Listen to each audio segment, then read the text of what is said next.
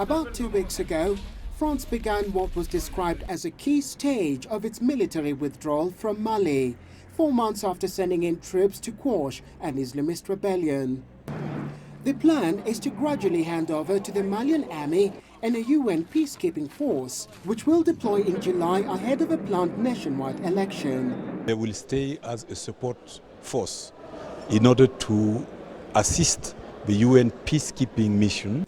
An estimated 6,000 soldiers under the African-led support mission in Mali, made up of ECOWAS member states, is scheduled to transform into the UN mission in Mali by July 2013 under UN Security Council Resolution 2100, increasing the number of troops on the ground to over 12,000. The situation in northern Mali has now been stabilized.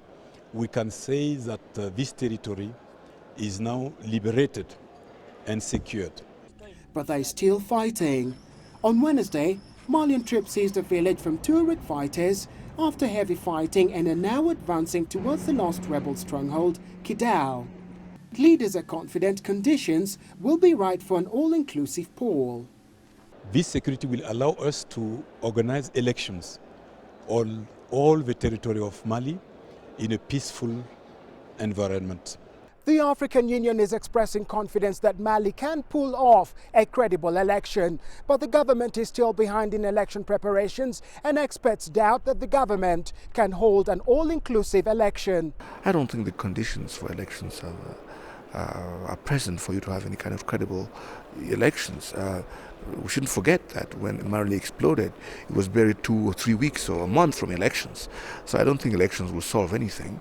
It might even compound the process.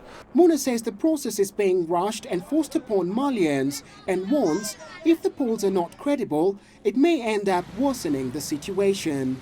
There's certain parts of the country that you can't even get people to vote in. There's certain parts of the country where people have been displaced. I don't know how you can manage the electoral register in these circumstances. And while the southern part of the country readies itself for the polls, it is still unclear if the military backs the process. After all, it is they that overthrew the democratically elected government of President Amadou Traoré and have remained largely silent on the polls. Nagila, CCTV, Nairobi.